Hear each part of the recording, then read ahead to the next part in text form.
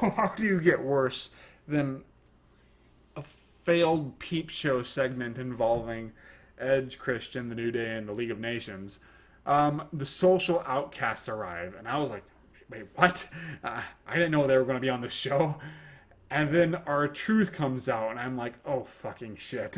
And it turns out it's R-Truth versus Curtis Axel. Now, I like Curtis Axel. I think he's actually underrated. I don't dislike R-Truth. He can be very funny. But this feels like a match designed for WWE superstars, and yet it's on the Fastlane pay-per-view, really, really diminishing the credibility of this entire pay-per-view and burying the United States Championship because that is on the kickoff show and this is on the main card right before the main fucking event. Oh boy. So this was shit, but at the same time, it went on. It was so short that it's hard to accurately judge. Goldust comes out, and okay, I'm thinking to myself, well, this is going to be when the Golden Truth finally forms, and Goldust and R-Truth become a tag team. They've been building up to this for quite some time, and that would be the payoff. It isn't the fucking payoff. It's the same shit we've been seeing the past few fucking weeks, where Goldust fucks up, stupidly throws Adam Rose into the ring, distracting R-Truth and causing Curtis Axel to pick up the win. The Golden Truth is not formed, rendering this entire fucking bit pointless. If at least they joined together finally, then I could be like, okay, this was still a mistake putting on the main card, but at least there was a payoff, but there was no payoff, rendering this pointless and shitty. Fuck, oh, that made me so angry. This was where the show went from a mediocre rating, maybe even a slightly above average rating, to an outright below average rating. Because I hated this so much. And I personally suspect that one of the matches finished too quickly. And therefore, they had some extra time on their hands. They figure, well, we had this segment planned for the following Raw. Let's go ahead and just move it to Fastlane. Throw these guys a bone. Even though it's not going to lead to anything. Fuck me, I hated that.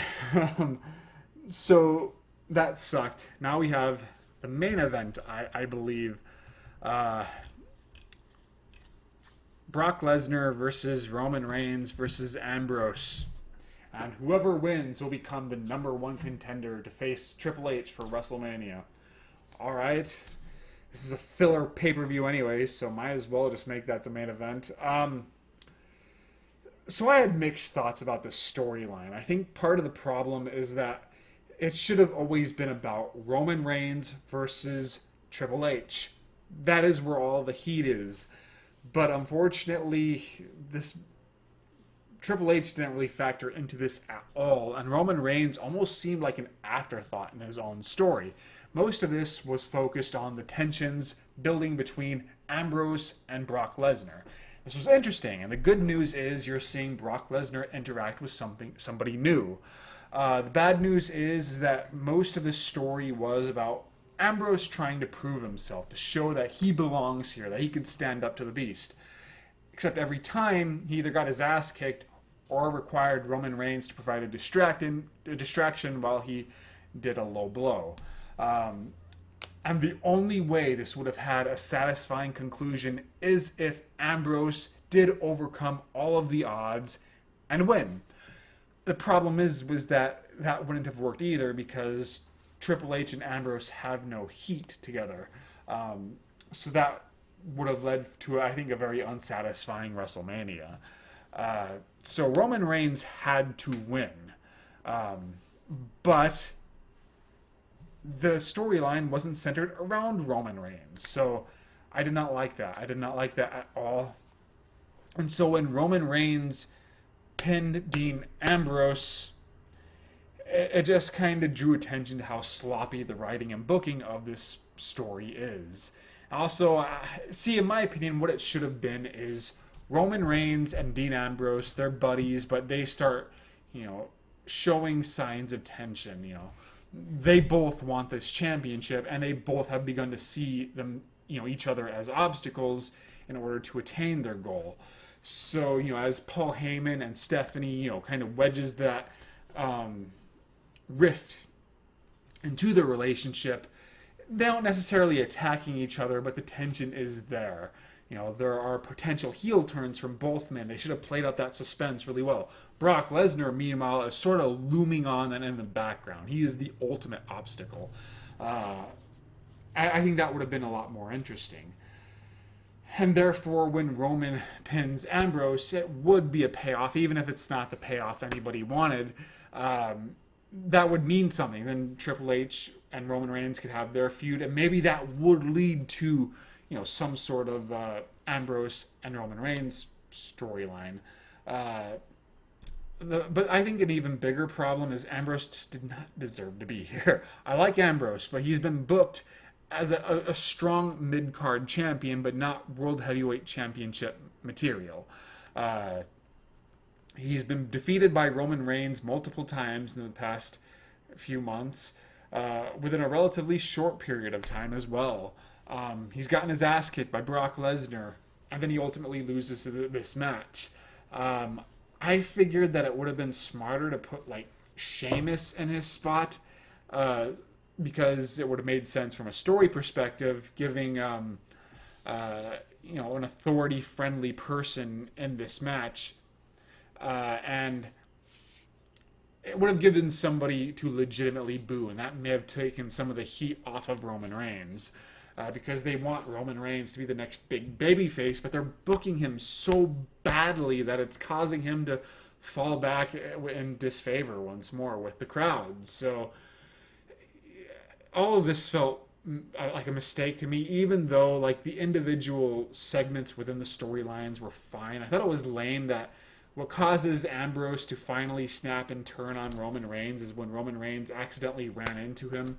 Really, after all the obstacles you guys overcame together, that's what causes you to snap.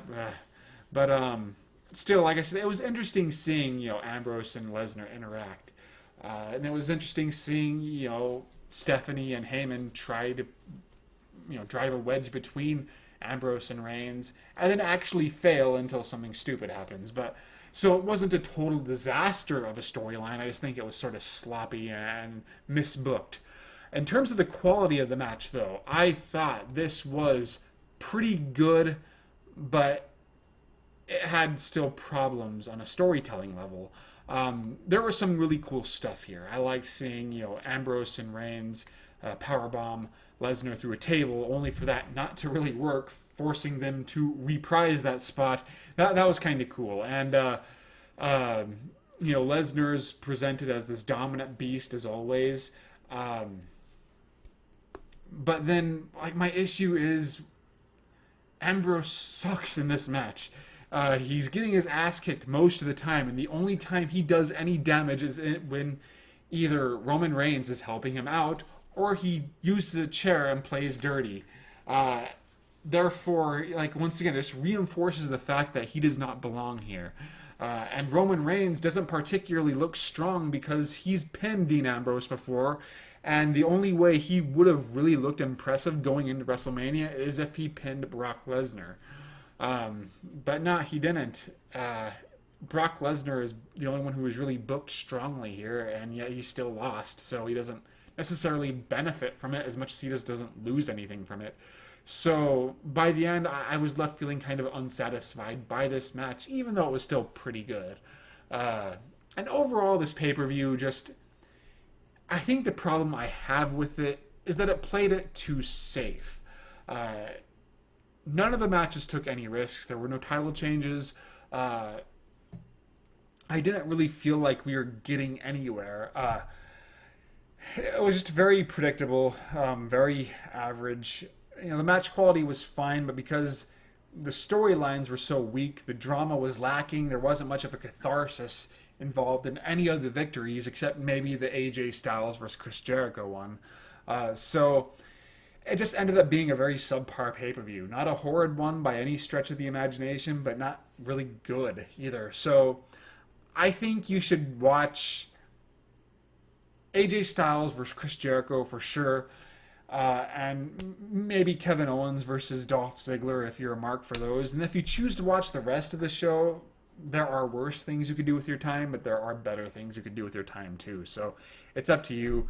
But as it is, it just kind of fits the Fastlane motif for just being kind of there. It's just a fillery pay-per-view so WWE can get some extra revenue.